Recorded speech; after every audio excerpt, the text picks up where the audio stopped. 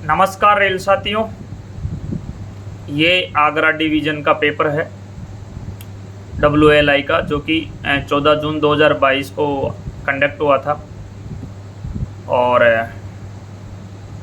चलिए इस प्रश्न पत्र पर सोल्व करने की कोशिश करते हैं।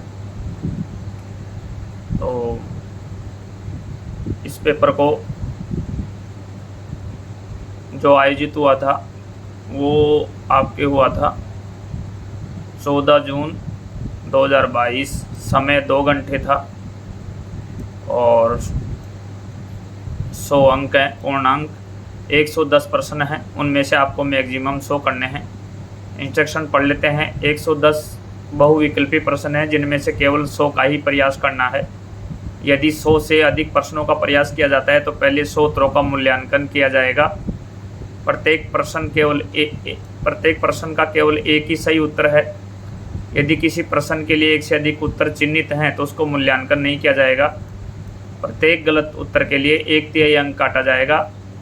अनुत्तरित छोड़े गए प्रश्नों के लिए कोई अंक नहीं काटा जाएगा। उत्तर को बहुत ही सावधानी से चिन्हित करें।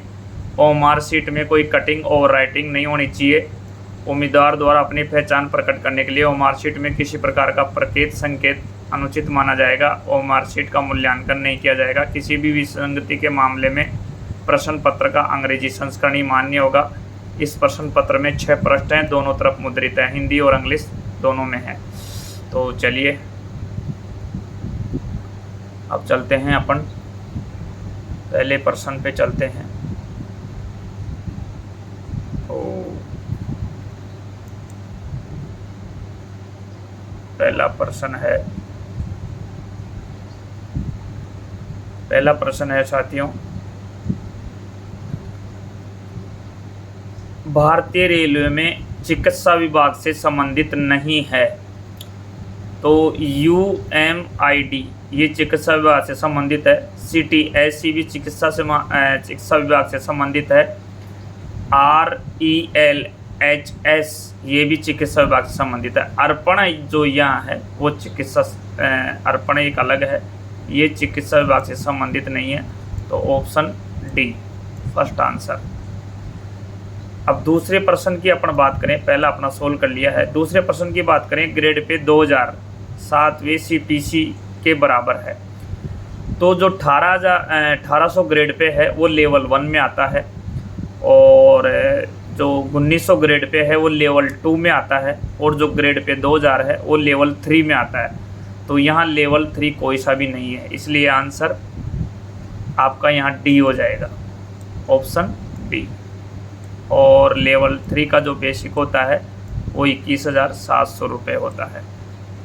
चलिए नेक्स्ट है, उन सभी घाट सेक्शनों पर चल रहे स्टाफ वर्किंग ट्रेनों के मामले में जहां बैंकर वास्तव में ट्रेन की सहायता के लिए कार्यरत हैं, किलोमीटर की वास्तविक दूरी की 5 गुना गणना की जाएगी। ये ध्यान रखिएगा साथियों, 5 गुना आएगा इसमें, प्रश्न नंबर 3 में। चौथा प्रश्न है जो देख लेते हैं, निम्नलिखित में से कौन सा एक रनिंग अलाउंस है? आराम भत्ते का उल्लंघन, ये भी नहीं है। बाहरी निरोध भत्ता, ये भी नहीं है। बाहरी राहत भत्ता, ये भी नहीं है। तो नहीं, निम्नलिखित में से कौन एक रनिंग अलाउंस है? रनिंग अलाउंस नहीं है, नहीं रनिंग अलाउंस है। आराम भत्ते का उल्लंघन ये है, बाहरी निरोध भत्ता ये भी है, बाहरी राहत भत्ता ये भी है। तो आंसर आपका उपरोक्त सभी, ऑप्शन डी। नेक्स्ट है, NPS के तहत व्यक्तियों को 60 वर्ष की आयु से पहले पेंशन प्रणाली छोड़ने की छूट होगी। इस मामले में अनिवार्य पेंशन धन का कितना प्रतिशत वार्षिकरण होगा? तो वो होगा साथियों 80%, ऑप्शन ए। नेक्स्ट है, NPS के टियर 2 खाते में सरकारी अंशदान का प्रतिशत कितना है? तो NPS के टियर 2 खाते में सरकारी अंशदान का कितना प्रतिशत है? मूल वेतन का 10% नहीं, ये भी गलत। 14% नहीं, ये एनपीएस टीयर 2 की बात हो रही है साथियों। योजना में शामिल होने के दौरान व्यक्ति चुन सकता नहीं, ये भी गलत, कोई योगदान नहीं।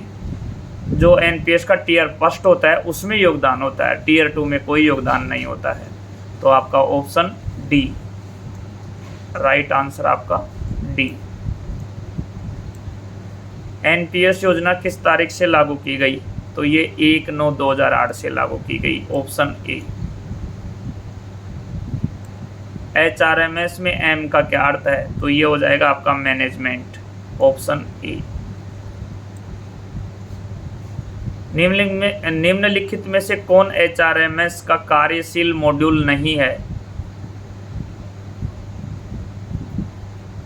कार्यशील मॉड्यूल नहीं है, ई कोल्ट ये तो है, आरटीआई भी है, ई निरीक्षण भी है, तो उपरोक्त सभी हो जाएगा ऑप्शन डी, उपरोक्त सभी।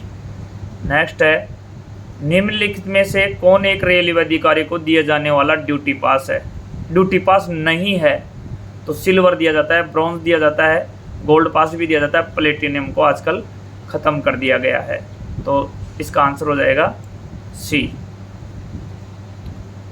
रेल सेवा आचरण नियम के किस नियम के तहत उपहार स्वीकार करना प्रतिबंध है? तो ये नियम 13 है, ध्यान रखिएगा साथियों। नेक्स्ट है, रेल सेवा आचरण नियम 1966 के नियम 22 के तहत रनिंग स्टाफ को ड्यूटी शुरू होने से कितने घंटे पहले कोई भी नशीला पेय या नस्ली दवाओं का सेवन करने से प्रतिबंध किया गया है? तो ये है 8 घंटे। 8 घंटे से पहले रनिंग स्टाफ का कोई भी कर्मचारी नशीली दवाइयाँ, एल्कोहल, गांजा, चरस, कोई भी मादक पदार्थ जो नशीला हो वो ड्यूटी से 8 घंटे पहले नहीं कर सकता है। तो ऑप्शन ए। और यह आपके रेल सेवा आचरण नियम 22 में इसका उल्लेख है। एमएसीपी के तहत वित्तीय उन्नयन प्रदान करने के लिए बेंचमार्क बहुत अच्छा लागू हुआ। तो यह आपके 25 जुलाई 2016 को लागू हुआ, ऑप्शन ए। नेक्स्ट प्रश्न है, निम्न में से कौन आरटीआई अधिनियम की धारा 2F के अनुसार सूचना के अंतर्गत आता है? तो ईमेल भी आता है और लॉग बुक भी आते हैं, तो आंसर हो जाएगा दोनों, राइट आंसर दोनों। 15 नंबर, हटाए गए कर्मचारी के मामले में के तहत अनुकंपा भत्ता दिया जा सकता है? तो ये हो जाएगा आपके पेंशन नियम 1993 का नियम 20, पेंशन नियम 1993 का नियम 64, पेंशन नियम 1993 का नियम 65। तो इसमें हो जाएगा साथियों इनमें से कोई नहीं, क्योंकि ये भी नहीं है, इसमें ये भी नहीं है, और इसमें आपके ये भी नहीं है। तो आपका जो आंसर हो जाएगा डी, इनमें से कोई नहीं, डी आंसर हो जाएगा। प्रश्न नंबर 16 में चलते हैं, निलंबित रेल सेवक का हकदार है?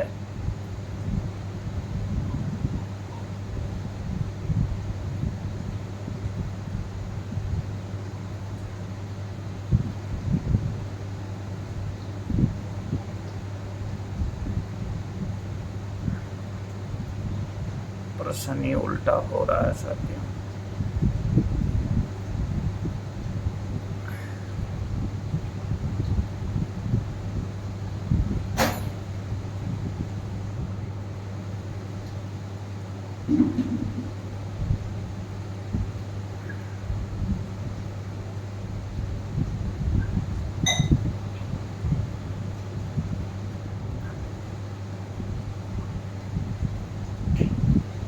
पृष्ठ ही गायब है, प्रश्न पत्र में पृष्ठ ही गायब है।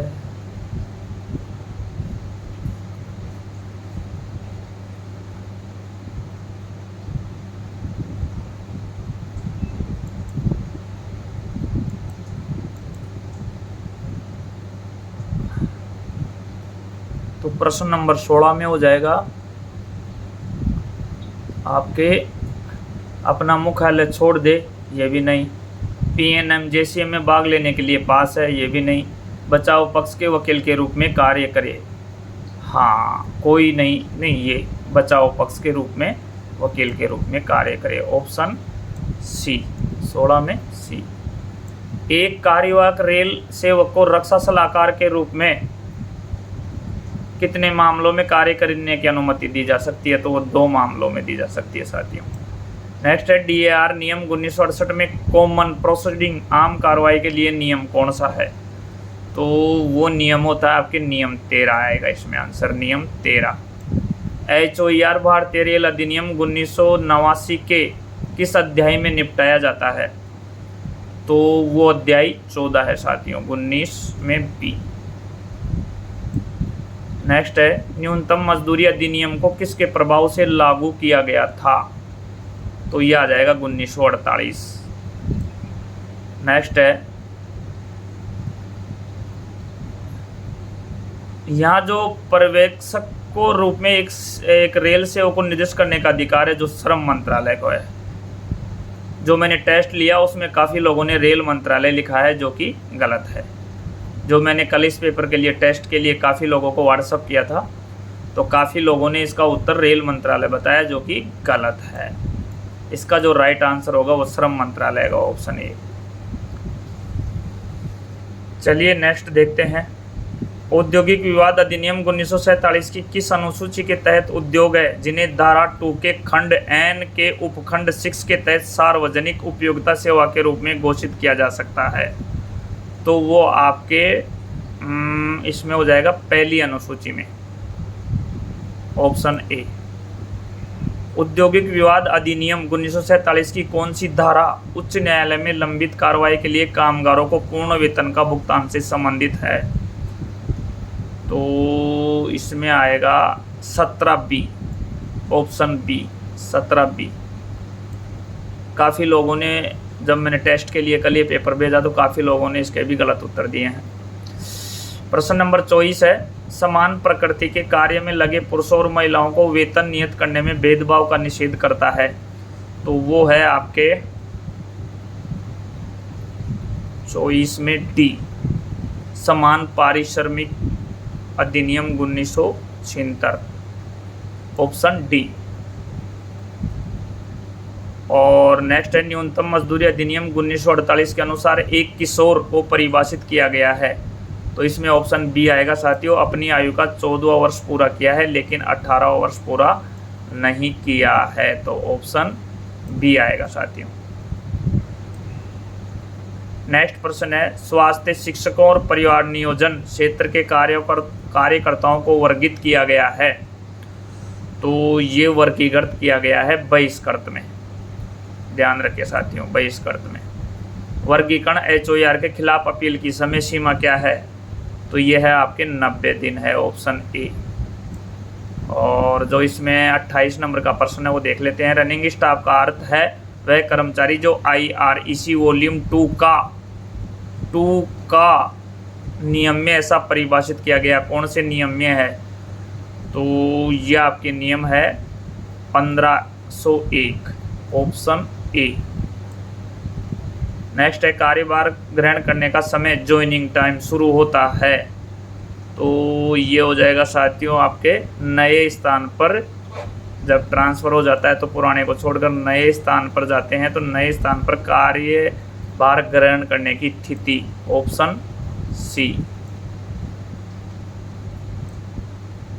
नेक्स्ट है साथियों भारतीय रेलवे अधिनियम 1989 की धारा 130B में परिभाषित किया गया है? 130 में परिभाषित किया गया है तो वो है आपके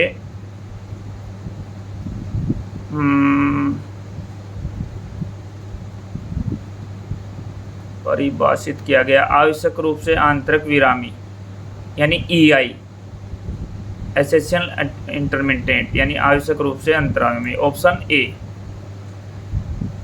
जो व्यक्ति औद्योगिक विवाद के निपटारे में मध्यस्थता करता है उसे क्या कहा जाता है? उसे कहा जाता है काउंसिल ऑफिसर, ऑप्शन बी।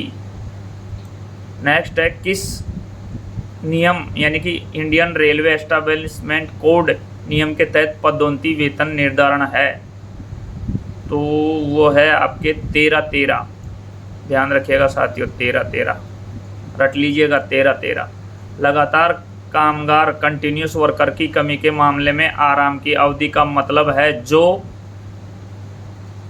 10 घंटे से कम हो। ध्यान रखिएगा साथियों, 10 घंटे से कम हो। ऑप्शन ए, रेल सेवकों के दिव्यांग बच्चों के लिए सीईए की प्रतिपूर्ति निम्नलिखित पर देय होगी, तो वो दुगनी होती है, यानी 2250 से जर्नल होता है और विकलांग के लिए, दिव्यांग बच्चों के लिए डबल हो जाता है। तो 2250 और 2250 4500 रुपये प्रति महीना हो गया। तो 4500 रुपये प्रति महीना, इसमें 4000 है तो ये तो कट हो जाएगा। तिगुनी दर में तो बहुत ज़्यादा हो जाएगा, तिगुनी दर में तो 62 6750 हो जाएगा, तो ये भी गलत है। सामान्य दर पे तो 2250 होता है, तो ये भी गलत है। दुगनी दर पे होता है 4500, तो कोई नहीं है, तो ऑप्शन डी। और किस नियम के तहत अन्य संवर्ग में विलय किए गए चिकित्सीय रूप से अविकृत कर्मचारियों की वरिष्ठता निर्धारित की जाती है? किस नियम के तहत अन्य संवर्ग में विलय किए गए चिकित्सीय रूप से अविकृत कर्मचारियों की वरिष्ठता निर्धारित की जाती है? तो यह आएगा आपके देखते हैं उत्तर कौन कौन से हैं। 36 में चलते हैं।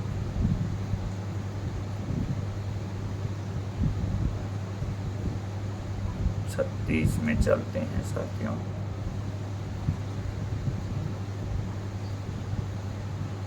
पैंतीस में ये आ जाएगा आपके para 313 Indian railway establishment manual के पैरा 313। जो चिकित्सीय रूप से विकलांग कर्मचारी होते हैं उनकी जो निर्धारण होता है वो पैरा 13 के 3 होता है, तो ऑप्शन बी आ जाएगा, 313 आ जाएगा साथियों। 35 में बी आंसर 13। चलिए साथियों 36 देखते हैं। जब चयन पैनल केवल अनारक्षित रिक्तियों के लिए अधिसूचित किया जाता है तो अनुसूचित जाति के उम्मीदवारों के लागू अंकों में छूट है, तो वो हो जाएगी आपके 10%। ए RBE 28/2018 के बाद एकीकृत वाणिज्यिक और टिकटिंग स्टाफ के लिए संशोधित शिक्षा श्रेणी क्या है? तो इसमें RB लेटर का वाला दिया 28/2018 के बाद, तो 2018 के बाद इन्होंने B2 कर दिया है, ध्यान में रखिएगा साथियों, B2 ऑप्शन बी, B2 कर दिया है ऑप्शन बी। फिर नेक्स्ट है DAR 1968 के तहत निम्न में से कौन सा नियम दंड को निर्देशित करता है? तो ये निर्देशित करता है आपके नियम नंबर 6, नियम number 1968 discipline and appeal rule 1 अक्टूबर 1968 जो नियम है दंड से संबंधित वो आपके नियम 6 में है, ध्यान रखिएगा ऑप्शन सी। निर्वाह भत्ते से अनिवार्य कटौती,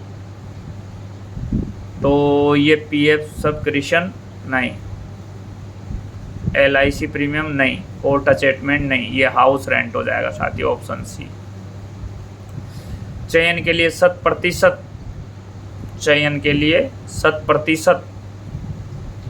वस्तुनिष्ठ परीक्षा शुरू की गई है जो व्यापक रेलवे बोर्ड पत्र, मैं बता दूं साथियों 14/12/2018 के बाद रेलवे के अंदर जितनी भी विभागीय भर्तियाँ होगी वो 100% वस्तुनिष्ठ टाइप की होगी, चाहे ग्रुप बी अधिकारी की परीक्षा हो, AWM की हो, APO की हो, जितने भी ग्रुप बी अधिकारी हैं उनकी भी ऑब्जेक्टिव होगी, और JEE इंटरमीडिएट, WLI, OS जितनी भी विभागीय परीक्षाएं हैं सभी प्रकार के विभागों से 100% ऑब्जेक्टिव होगी। ये 14/12/2000 का लेटर है रेलवे बोर्ड का, उसके अनुसार। तो उस लेटर का जो RB नंबर पूछा है वो RB नंबर है 196/2018 ऑप्शन सी। प्रश्न नंबर 41 है साथियों, सामान्य चयन पद के संबंध में अर्थात वे जो पदोन्नति के सामान्य चैनल से बाहर हैं और जो विभिन्न विभागीय श्रेणियों के कर्मचारियों से भरे गए हैं वरिष्ठता के लिए कितने अंक दिए जाएंगे? तो वो वरिष्ठता के लिए अंक दिए जाएंगे, इसमें अधिकतम 20 हैं, 12 अंक हैं, कुल अंकों का 20% है, वो 15 होते हैं साथियों। तो इनमें से कोई नहीं, डी, ऑप्शन डी, कोई इनमें से कोई नहीं। केंद्र सरकार में सीधी भर्ती में ईडब्ल्यूएस के लिए आरक्षण का प्रतिशत है, तो ईडब्ल्यूएस लागू हुआ था आपके 1 फरवरी 2019 को, और इसमें भर्तियों में 10% आरक्षण है, और इसकी फुल फॉर्म होती है इकोनॉमिकली वीकर सेक्शन, और इसमें किसान के पास 5 एकड़ से ज़्यादा ज़मीन नहीं हो, और बाकी जो आर्थिक लेवल पे देखा जाए तो 8 लाख रुपए से सालाना से अधिक की आय नहीं हो। तो इस यहाँ आपका ऑप्शन आ जाएगा 10%, ऑप्शन सी। प्रश्न नंबर 43 है, डिसिप्लिन एंड अपील रूप नियमों के तहत प्रस्तुतकर्ता अधिकारी की नियुक्ति अनिवार्य है। डिसिप्लिन एंड अपील रूल 1 अक्टूबर 1968 नियमों के तहत प्रस्तुतकर्ता अधिकारी की नियुक्ति अनिवार्य है। किन मामलों में अनिवार्य है? सभी मामलों में, सीबीआई सतर्कता जांच में, सीबीआई सतर्कता जांच में, विशेष मामलों में कोई नहीं। तो यहाँ सीबीआई सतर्कता जांच में इसका आंसर हो जाएगा बी। एपीआर में एक अर्थ है अनुअल, जो कि किसी भी ऑप्शन में नहीं है, तो यहाँ आपका आंसर हो जाएगा डी, इनमें से कोई नहीं। एपीआर में अनुअल परफॉर्मेंस अप्रेजल रिपोर्ट होता है, तो अनुअल किसी में भी नहीं है। रेल सेवा आचरण नियम के किस नियम के तहत रेल आवास को किराए पर देना, खाली नहीं करना, क्वार्टर का दुरुपयोग करना, भेड़ भैंस बकरियां रखना, यानी क्वार्टर का दुरुपयोग करना, यह आपके 15A में आता है। मैं कई बार इसको बता चुका हूँ आपको। प्रश्न नंबर 46 है, मंडल स्तर पर प्रत्येक मान्यता प्राप्त संघ के साथ कितनी PNM बैठकें आयोजित की जानी चाहिए? तो ये डिवीजन लेवल पर साल में 6 बार, यानी 2 महीने में 1 बार, जोनल लेवल पे ये 3 महीने में 1 बार, रेलवे बोर्ड लेवल पर ये 3 महीने में 1 बार, यानी जोनल लेवल और रेलवे बोर्ड में 4 वर्ष में 4 बार, और मंडल लेवल पर 6 बार। तो ऑप्शन ए आ जाएगा साथियों। रेलवे में की भाषा में प्रेम में पी का क्या अर्थ है? तो पार्टिसिपेशन आ जाएगा इसका, पार्टिसिपेशन, पी का प्रेम का, पार्टिसिपेशन आ जाएगा ऑप्शन बी। इसकी फुल फॉर्म तो आप जानते हैं, participation of railway employment management, employ management. यहाँ लिम्स का दिया, तो लिम्स का LIMBS, लिम्स किसके द्वारा एक आधारित पड़ोसी थे? कानून और न्याय मंत्रालय है, बी, ऑप्शन बी, कानून और न्याय मंत्रालय। काफ़ी लोगों ने इसका भी टेस्ट में गलत उत्तर दिया है। मैंने व्हाट्सअप लेवल पे कल इसको भेजा था कई लोगों के पास, काफ़ी मैंने टेस्ट लिया था उनको, वो मेरे चैनल से जुड़े हुए हैं, तो मेरा फ़र्ज़ बनता है कि मैं उनका समय समय पर टेस्ट लेता रहूं। तो मैंने काफ़ी लोगों का टेस्ट लिया, तो टेस्ट में काफ़ी लोगों ने ये प्रश्न गलत किया। भारतीय कारखानों की किस धारा में निरीक्षकों की शक्ति की चर्चा की गई है? तो ये आपके हो जाएगा 49 में। भारतीय कारखानों की किस धारा में निरीक्षकों की? सेक्शन 10, सेक्शन 11, सेक्शन 12, ये 9 में आ जाएगा साथियों, ऑप्शन ए। और नेक्स्ट है साथियों, निम्न में से कौन सा अधिनियम 1952 में पारित किया गया था? निम्न में से कौन सा अधिनियम 1952 में पारित किया गया था? तो ये था साथियों 1952 में जो ये श्रमिक तो 76 में, ट्रेड यूनियन 1926 में, ग्रेजुएटी भुगतान का भी नहीं होगा, ये भारतीय खान अधिनियम होगा 1952 में, ऑप्शन ए। तो साथियों 50% अपने इस पार्ट में हो गए हैं, और 51 से लेकर के 100 तक अपन पार्ट 3 में करेंगे, और पार्ट 1 में अपने राजभाषा के 10% कल कर लिए थे। तो चलिए साथियों, जो पार्ट 3 आएगा उसमें हम 51 से 100 तक करेंगे। तब तक के लिए दीजिए आज्ञा। नमस्कार, thank you very much, thanks for watching this video.